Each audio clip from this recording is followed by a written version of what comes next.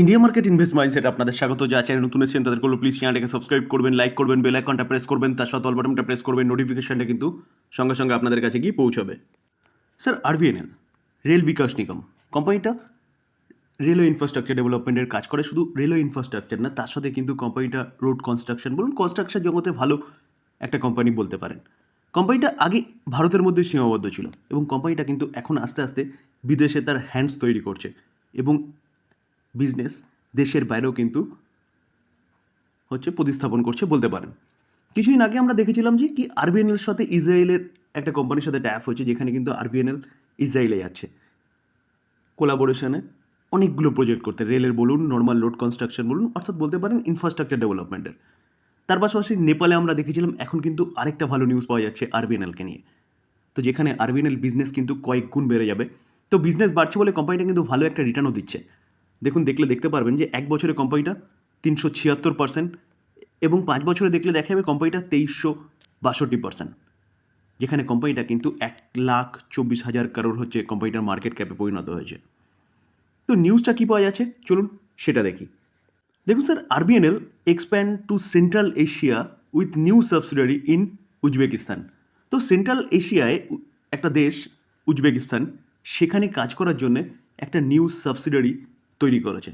অর্থাৎ বলতে পারেন সেই সাবসিডারির মাধ্যমে কিন্তু সেন্ট্রাল এশিয়ায় এই উজবেকিস্তান দেশটাতে কোম্পানিটা কী করতে চলেছে, তার বিজনেস সেট আপ করতে চলেছে। দেখুন sir, Rail Vikas Nigam has announced the information of a subsidiary in Uzbekistan. তো এই যে সাবসিডারি, এই সাবসিডারির নাম কি?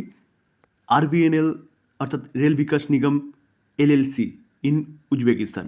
তো এই সাবসিডারির মাধ্যমেই কিন্তু কোম্পানিটা উজবেকিস্তানে কিন্তু তার বিজনেস সেট আপ করতে চলেছে।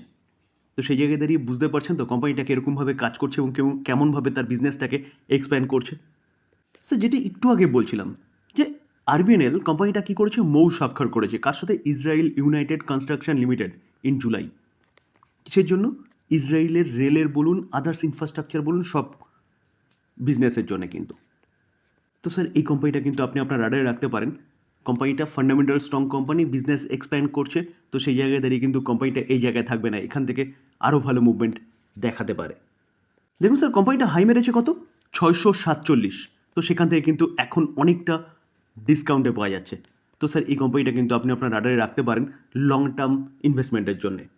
স্যার, কেপিআই গ্রিন এনার্জি, যেখানে স্যার নিফটি বলুন, সেন্সেক্স বলুন, আদার্স কোম্পানিগুলো বলুন, ম্যাক্সিমাম কিন্তু আজকে নেগেটিভ বা ডাউন সাইড মুভমেন্ট দেখিয়েছে।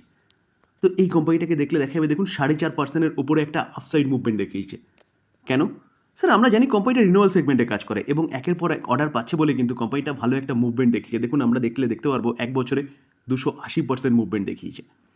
তো 5 বছরে দেখলে দেখা যাবে, দেখুন 5 বছরের ডেটা এনএসসিতে নেই, চলুন আমরা বিএসসিতে দেখে নিই। দেখুন স্যার, 5 বছরের ডেটা দেখলে দেখা যাবে কোম্পানিটা 12,236% রিটার্ন দিয়েছে। কেন? দেখুন, চার্ট দেখলে বুঝতে পারবেন, লেফট থেকে রাইটে কিন্তু কোম্পানিটা উপরেই গেছে। উপরে যাওয়ার পিছনে যদি বলেন তাহলে কোম্পানিটার বিজনেস, কোম্পানিটা সোলার এনার্জি বা সোলার রুফটপ নিয়ে কাজ করছে। তো চলুন, এই কোম্পানিটায় কিন্তু একটা ভালো নিউজ পাওয়া যাচ্ছে। কী নিউজ পাওয়া যাচ্ছে সেটা একটু দেখি। দেখুন sir, KPI green energy LOI করেছে কত? 28.4 মেগাওয়াট সোলার প্রজেক্ট। তো এটা স্যার আজকেরই নিউজ। দেখুন, 2রা আগস্ট 2024। তো এই নিউজের জন্য কিন্তু আজকে কোম্পানিটা ভালো একটা মুভমেন্ট দেখিয়েছে। তো এইভাবে কোম্পানিটা কিন্তু একের পর এক অর্ডার পাচ্ছে, যার জন্য কোম্পানিটা কিন্তু ভালো একটা মুভমেন্ট দেখাচ্ছে। তো আবার বলবো স্যার, এই কোম্পানিটাও কিন্তু আপনি আপনার রাডারে রাখতে পারেন। ফান্ডামেন্টাল স্ট্রং কোম্পানি, ভালো অর্ডার পাচ্ছে, তার জন্য মুভমেন্ট দেখাচ্ছে। তো লং টার্মের জন্য বেস্ট কোম্পানি, কারণ রিনিউয়াল সেক্টরের জাস্ট কিন্তু শুরু। ডিসক্লেমার দিয়ে রাখি স্যার, আমি কোম্পানিগুলোর সম্বন্ধে নিউজ পাওয়া যাচ্ছে তার জন্য আলোচনা করছি, মানে এই নয় যে আপনাকে বাই রেকমেন্ডেশন দিচ্ছি। বাই করবেন, সেল করবেন, টোটালি নিজের ডিসিশনে। সে শক্তি পাম্প, এই কোম্পানিটাকে দেখলে দেখা যাবে, দেখুন কোম্পানিটা আজকের দিনে 5% একটা আপার সার্কিট মেরেছে। তো এই কোম্পানিটা কিন্তু ভালো একটা পারফরমেন্স দেখাচ্ছে। 6 মাসে দেখলে দেখা যাবে কোম্পানিটা 212% রিটার্ন দিয়েছে। আমরা যদি এক বছরে দেখলে দেখা যাবে 573% রিটার্ন দিয়েছে। কেন? কারণ কোম্পানিটা একের পর এক অর্ডার পাচ্ছে। আর এটা মাথায় রাখবেন স্যার, কোম্পানিটা কিন্তু small cap category company, only for 9,000 কারোর কোম্পানিটার মার্কেট ক্যাপ। তো আজকে কোম্পানিটা 5% আপার সার্কিট মারার পিছনে কারণ, চলুন কারণটা দেখে নিই। স্যার, কোম্পানিটা সোলার পাম্প তৈরি করছে। তো সোলার পাম্প, এখন কিন্তু সোলার এনার্জি নিয়ে সবাই মাথা ঘামাচ্ছে এবং সোলার পাম্প নিয়েও মাথা ঘামাচ্ছে। স্যার, কৃষিক্ষেত্রে অনেকটা সহযোগিতা করে কিন্তু এই সোলার পাম্প। তো এই কোম্পানিটা আজকে আপার সার্কিট মারার পিছনে কারণ কি, কোম্পানিটা কিন্তু ইউপি গভর্নমেন্ট থেকে কত 558 করোড়ের একটা অর্ডার পেয়েছে। কোথা থেকে? ইউপি গভর্নমেন্টের থেকে। সেই তার জন্য কিন্তু কোম্পানিটা এতটা ভালো মুভমেন্ট আজকে দেখিয়েছে। তার পাশাপাশি গভর্নমেন্ট যে কুসুম যোজনা, অর্থাৎ কৃষিক্ষেত্রে যে একটা যোজনা চালু করেছে, পিএম কুসুম যোজনা সোলার পাম্পকে নিয়ে, সেই ক্ষেত্রে কিন্তু এই কোম্পানিটা সবচেয়ে বেশি লাভবান হয়েছে। তো স্যার এই কোম্পানিটাও কিন্তু আপনি আপনার রাডারে রাখতে পারেন লং টার্ম ইনভেস্টমেন্টের জন্য। স্যার টাইটান জুয়েলারি সেগমেন্টের নাম্বার 1 কোম্পানি বলতে পারেন, যেখানে কোম্পানিটা আজকের দিনে একটা 0.63% একটা নেগেটিভ মুভমেন্ট দেখিয়েছে, 0.15% একটা নেগেটিভ মুভমেন্ট দেখিয়েছে। তো স্যার কোম্পানিটা আজকে কিন্তু রেজাল্ট ডিক্লেয়ার হওয়ার কথা ছিল, তো রেজাল্ট চলে এসছে। তো চলুন কোম্পানিটার কোয়ার্টার 1-এ কীরকম পারফরমেন্স করেছে সেটা একটু দেখে নিই। স্যার কোম্পানিটার কনসোলিডেটেড নাম্বার দেখবো, রুপিস কী আছে, রুপিস ইন কারোরে রয়েছে। সিকোয়েন্স দেখে নেবো, সিকোয়েন্স কী বলছে, সিকোয়েন্স বলছে 30/6/23, 3/24, 6/24, সিকোয়েন্স একদম ঠিকঠাক আছে। আমরা যদি কোম্পানির টোটাল ইনকাম দেখি, তাহলে টোটাল ইনকাম দেখলে দেখা যাবে এক বছর আগে 12,011, আগের কোয়ার্টারে 12,653, এই কোয়ার্টারে 13,386। তো ইয়ারলি কোয়ার্টারলি কিন্তু কোম্পানির যে রেভিনিউ, সেই রেভিনিউ জাম্প করেছে। তো এবার আমরা কি দেখবো, এবার হচ্ছে টোটাল এক্সপেন্সেস। তো টোটাল এক্সপেন্সেস দেখলে দেখা যাবে কোম্পানি এক বছর আগে 11,009 করোড় এক্সপেন্স করেছে, আগের কোয়ার্টারে 11,662 করোড়, এই কোয়ার্টারে 12,413 করোড়। তো যেরকমভাবে কোম্পানির ইনকাম জাম্প করেছে, সেভাবে কিন্তু কোম্পানির খরচাও ইয়ারলি কোয়ার্টারলি জাম্প করেছে। তো ইনকাম মাইনাস এক্সপেন্সেস করলে পরে কোম্পানির অপারেটিং প্রফিট পাওয়া যায়। তো আমরা অপারেটিং প্রফিট নিচেই আছে, দেখে নেবো। তো এক বছর আগে 1,002, আগের কোয়ার্টারে 991, এই কোয়ার্টারে 973।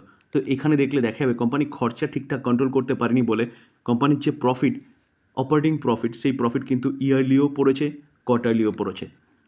তো এবার আমরা কি দেখব, এবার হচ্ছে টোটাল ট্যাক্স এবং অ্যাডজাস্টমেন্ট বাদ দিয়ে কোম্পানির মেন প্রফিট, অর্থাৎ প্রফিট ফর দ্য পিরিয়ড, যে প্রফিটটা কোম্পানির ঘরে ঢুকবে, দেখলে দেখা যাবে। দেখুন কোম্পানি এক বছর আগে 756 করোড়, আগের কোয়ার্টারে 771 করোড়, এই কোয়ার্টারে 715 করোড়। তো কোম্পানি কিন্তু ইয়ারলি এবং কোয়ার্টারলি অনেকটাই পড়ে গেছে মেন প্রফিট। তো স্যার এই জায়গায় দাঁড়িয়ে কী করবেন?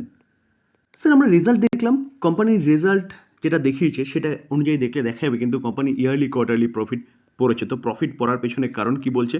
কারণ তো অবভিয়াসলি খরচা, সেটা আমরা দেখেছি, এবং তার সাথে সাথে কি সেলস অনেকটা কমে গেছে। তো কমার পিছনে কারণ কি বলছে? দেখুন কারণ যেটা বলছে যে এই কোয়ার্টারে হায়ার গোল্ড প্রাইস। তো স্যার যেটা আমি আগেও অনেকবার আলোচনা করেছি, যে গোল্ড প্রাইসের দাম বাড়ার জন্য কিন্তু মানুষ একটু কনসাস, যার জন্যে কিন্তু ডিমান্ড যেটা সেটা পড়ে গেছে। তো সবাই ভাবছে যে যখন গোল্ডের দাম বাড়ছে, দেখুন রিসেন্টলি প্রচুর বেড়েছিল, তো বাড়ছে, একটু কমুক তারপরে বাই করব। তো এটাই কিন্তু কারণ কোম্পানির যে প্রফিট, সেই প্রফিটটা পড়ে যাওয়ার পিছনে। যার জন্য আমরা দেখেছিলাম যে গভর্নমেন্ট যখন ট্যাক্সের কাট করেছে গোল্ডে, তো সেই দিনকে কিন্তু টাইটান সেলিব্রেট করেছিল। কারণ কি, স্বাভাবিকভাবেই যদি গোল্ডের দাম কমে, তাহলে কিন্তু মানুষের পারচেসিং ক্ষমতা বাড়বে, এবং পারচেসিং ক্ষমতা বাড়লে এই কোম্পানিটার বিজনেস বাড়বে। দেখুন স্যার, আমরা দেখলে দেখতে পারবো জুন কোয়ার্টারে যা মার্কেট এস্টিমেট করছিল সেটাই কিন্তু মিস করেছে। তো আগের বারে যা মার্কেট এস্টিমেট করছিল সে অনুযায়ী 10.62% মিস করেছিল মার্চের কোয়ার্টারে, জুনের কোয়ার্টারে 8.64%। এখন দেখার বিষয় যে যে নেক্সট ট্রেডিং সেশন অর্থাৎ মন্ডেতে এই কোম্পানিটা কীরকম পারফরমেন্স দেখায়, যে এখান থেকে আরও নিচে আসে না মার্কেট এটাকে ঠিকঠাক নেয়। দেখুন স্যার, যদি কোম্পানি বলেন, company fundamental strong company, evergreen company, চোখ বন্ধ করে ভরসা করার মতন কোম্পানি, যেখানে কোনো একটা কারণের জন্য কোম্পানির কোয়ার্টার 1-এর যে প্রফিট, সেই প্রফিটটা পড়েছে ইন্টারনালি, কারণ নয় কিন্তু কোম্পানির। প্রতি কটা গোল্ড নিয়ে যেসব কোম্পানিগুলো কাজ করে, আজ কল্যাণ জুয়েলার্স বলুন বা সেনকো জুয়েলার্স বলুন বা পিসি চন্দ্র জুয়েলার্স বলুন, প্রতি কটা কোম্পানির কিন্তু একই জিনিস ফেস করতে হবে।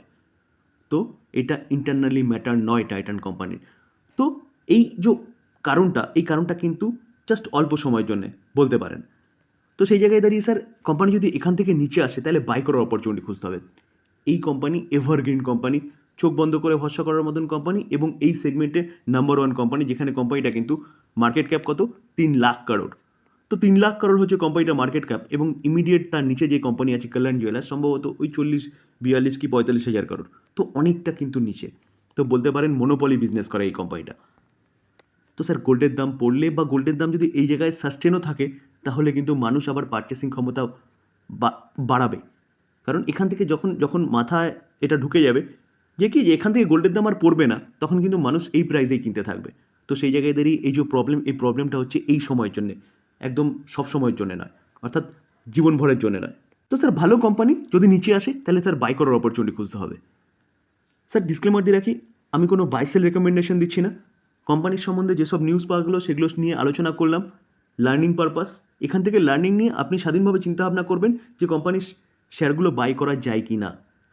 আলোচনা এই পর্যন্ত। যদি আলোচনা ভালো লাগে বা ইনফরমেটিভ লাগে তাহলে যারা চ্যানেল নতুন এসেছেন তাদেরগুলো প্লিজ চ্যানেলটাকে সাবস্ক্রাইব করবেন, লাইক করবেন, বেল আইকনটা প্রেস করবেন, তার সাথে অল বাটনটা প্রেস করবেন। নোটিফিকেশনটা কিন্তু সঙ্গে সঙ্গে আপনাদের কাছে গিয়ে পৌঁছাবে। থ্যাংক ইউ, ভালো থাকবেন।